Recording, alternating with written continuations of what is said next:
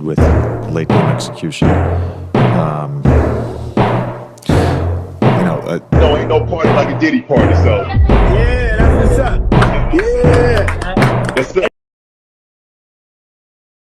All right. All right. Some of you guys have probably already seen this. But oh my goodness. We have reached new levels of stupidity. We have reached new levels of stupidity, new levels of non-critical thinking. All right. Like the video, subscribe to the channel, because I may have to get political with this one. You know, I'm going to start off being political. See, in the last week or so, there was an incident in Frisco, Texas, a suburban area, suburban area in Dallas, Texas, probably about 20 minutes away from downtown Dallas, from everything else. Frisco, Texas is home of the Dallas Cowboys training facility. Nice area, very nice area. Clean air. I don't know about it anymore, but clean air. Subject to have a Universal Studios there in the next couple of years. Very nice area. If I wanted to move to Dallas, I'd probably move out there. But some of you guys might know by now, there was an incident at high school where a African American kid deleted a Caucasian kid. You guys know who I'm talking about, you know. And on both sides are reaching critical mass of stupidity. We got one side making up reports on what happened, don't know what happened, making up stuff as it goes. And you got the other side talking about some people, some weirdos out there, talking about they want to get rid of black people. But in this case, I'm still trying to figure out why did the kid have a knife when he had a track meet anyway. Doesn't make any sense, but anyways. But both sides, if you know what I'm referring to, both sides are getting on my nerves because both sides want to be victims so badly. We got one side, as we all know, who was in slavery back in the 1800s. Not too long ago, 60, 50, 60, 70 years ago, we had the Civil Rights Movement. Yes, there was very much injustices. I can't even say that. I ain't gonna lie. We all know. Very injustices against African Americans during the Civil Rights Movement. And there's still some out there, believe it or not, till this day.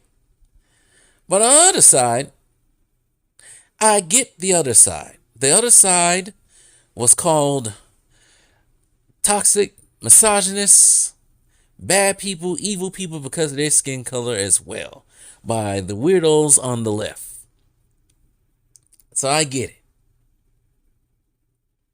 I also get that the other side is always being seen as criminals. You know? Not everybody on one side is a criminal. There are some productive African American men out there who do their job, do their work, mind their own damn business like myself, and never committed any crimes of any sort. There's also on the other side, we ain't gonna just sit here and act like the other side has been perfect for their years of existence. But that's neither here nor there. But I was just so getting tired of both sides acting like victims. I had enough. Yes, there's been injustices on both sides, but stop crying about it and stop making yourselves to be victims and trying to find ways to be victims. Now, in this post right here that this idiot put right here, this is just another example of playing the victim. Let me read what this numbnut said. Because when I saw that, it made my head hurt.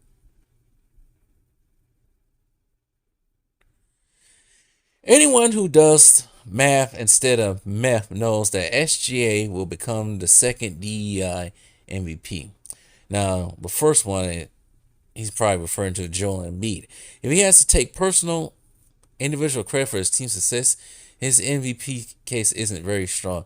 It's clear that NBA, ESPN hates Jokic, at least in part because he's white guy. How you do that? What the hell is going on? No way, boy. Boy, ain't no way, boy. Boy, ain't no way, boy. Boy, ain't no way, boy. Boy, ain't no way, boy. Boy, ain't no fucking way, boy.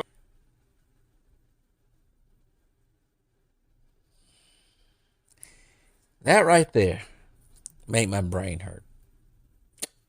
Because I do recall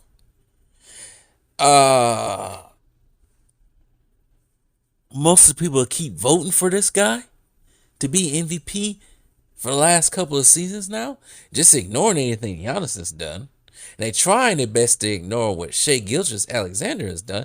Are you trying to say that Shai is selfish?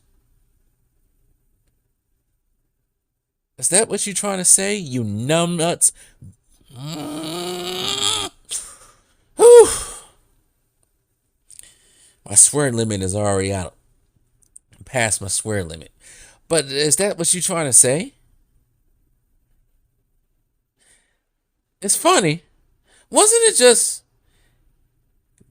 Beaky Buzzer and Mr. Ed going in on Westbrook instead of going in on who they should go in on? See, this is somebody who tries to act like the white man has been victimized for all of eternity. Jokic is heralded and praised by so many. Even me, myself, have said, Jokic, I have no problem with Jokic. But I also have a problem with the way they got rid of their coach, Mike Malone. Just almost 2 weeks ago, I was called racist because I didn't like white people.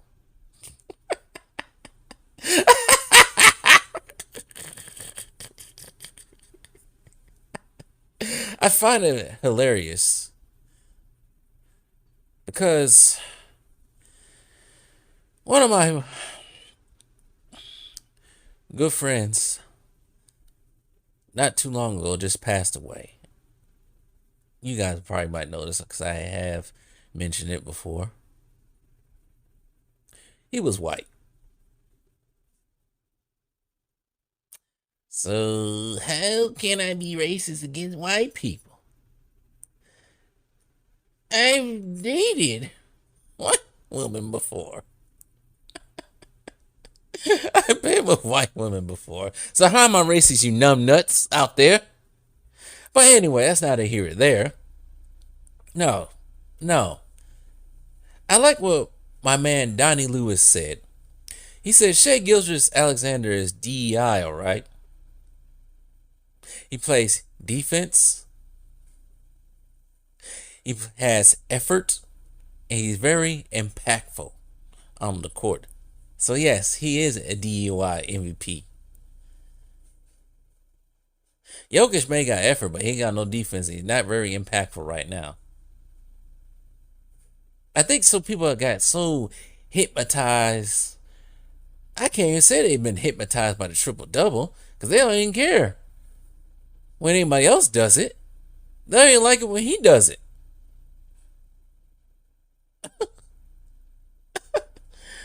James Harden, just last night against the Sacramento Kings, had his, I think it was his 80th triple-double, 8th all time. Giannis just had another triple-double last night. 4 in the last 5 games, I think it was now. He broke his own record, personal record of triple-doubles. I think he had 10. I think he got 11 now. They ain't talking about them. Nope. When Jokic have a triple-double, they go crazy. When anybody else has a triple-double, quiet. Not a peep. I just still triple that I've been called racist, even though I think Larry Bird is the greatest small forward of all time. If I was racist, I would say Dr. J was. No, Dr. J's right behind him. I think Larry Bird was one of the bad white boys you don't want to mess with on the court. I already said I like Luca. I think Luca will be better if he worked on his body, kept himself in shape, and worked on his defense.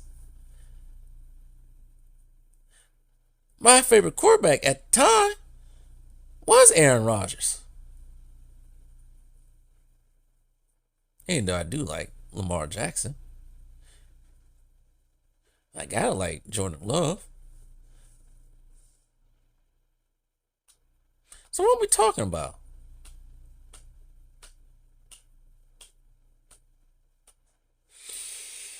Like I said, this whole racial thing in this country, I know I had got in a conversation with coworkers the other day that racism is just not it's just not an American thing. It's kind of a world thing because I don't know why I didn't know this, but I found out that the Japanese and Koreans don't like each other, and it gets very ugly with them. But this whole race thing, when it comes to blacks and the whites and all this stuff, has gone way too far. But you know what? I know how I really blame that on. I don't blame the people on each sides. Everybody's getting played. We all know who to blame it on. The fourth estate. Because they like to play sides and get people in their feelings. Even though there is some type of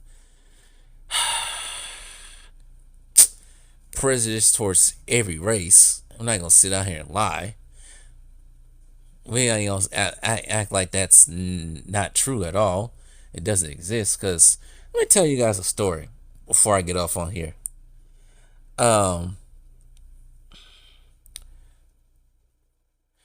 I think it was about 3 years ago now. I was coming across 3 years ago. On one of my trips back home, I went to one of the old spots I used to hang out at, on Fridays and Saturday nights and everything. And I went to one of the spots. I'm sitting there chilling, right? This girl comes up to me. Nice, very nice. I don't know what she was. She could have been Mexican. I couldn't tell. But she came up to me. We started chatting and everything. Very polite. She was the one that came up to me because I was just chilling, minding my own business, not trying to get at anything. See, when I go out, I like mind my own business. I don't like to be on the broad's face all the time, doing little dances and cockatoo dances to get their attention. No, I'm mind my own business, be myself. But anyway, she came up to me, started talking, yada yada yada. Midway through the conversation, her freaking hating ass friend drags her out of the freaking the room we was in, because it's like different rooms, different areas of the bar and everything. Drags her out of that part of the bar and makes her talk to a white guy. Now, if you looked at me, you looked at this white guy, you'd be like, what the hell? No offense now. Like I said, I ain't racist. But no offense. But you look at me, you look at this white guy, you'd be like, what the hell? The white guy about 200 pounds, 300 pounds overweight. Sloppy looking. And you know what her friend said? The girl I was talking to, you know what her friend said? No, don't talk to no black guys. That's what she said. I'm not even lying. And everybody sitting in the bar like, what the hell? I know the chick is Mexican, but I think both of them was Mexican, because Mexicans, they be acting like that too. They act like they white. But all I gotta say is, it's not gonna sit acting like there's a. Oh, now I'm really getting deep with this one. I'm getting really deep. This is like not even about basketball anymore. It's about social whatever at this point. I can't even think of the word I'm gonna use. But let me just you guys, some of you might be on game about this. Some of these races, other races, nationalities, some of them, I ain't gonna lie, some of them do like black men, but some of them act like black men are up to no good. And that was probably her philosophy for dragging her friend out of there. So we're not gonna sit here and act like everything is equal. My sugar don't taste like equal.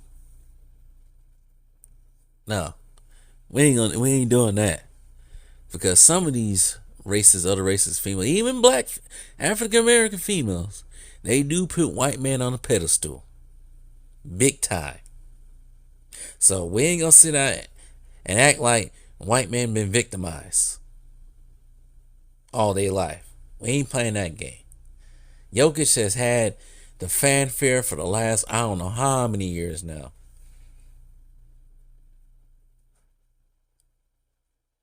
Face it. Shai Gilgeous-Alexander's team is doing better than the Denver Nuggets. They're doing better and playing better. Shai's impactful on both sides of the ball. I thought that was the category or the key points of being the MVP. But then again, that was lost when Steve Nash was MVP, because Steve Nash was never the defender.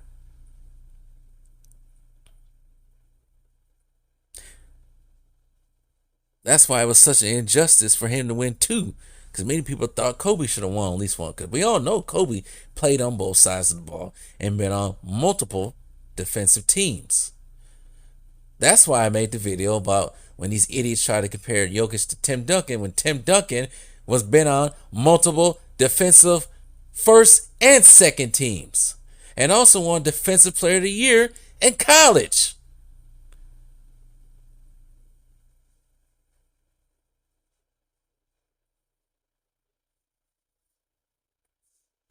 That's why Giannis won two of them. He wasn't just impactful on the offensive side of the ball. He was impactful on the defensive side of the ball. And if you're really good at defense while being good on offense, you probably will win an MVP and Defensive Player of the Year. Same with Jordan. Hakeem. All of a sudden, we just base everything on offense and how much statistics you can put in a weak ass era. If it wasn't for Damian Lillard, Giannis would probably be in the MVP race too, especially the way he's been playing. But it's funny, he can't win MVP. Why? Well, his team is in the 5th seed in the East. Ain't Jokic's team on the verge of being in the 5th seed in the West?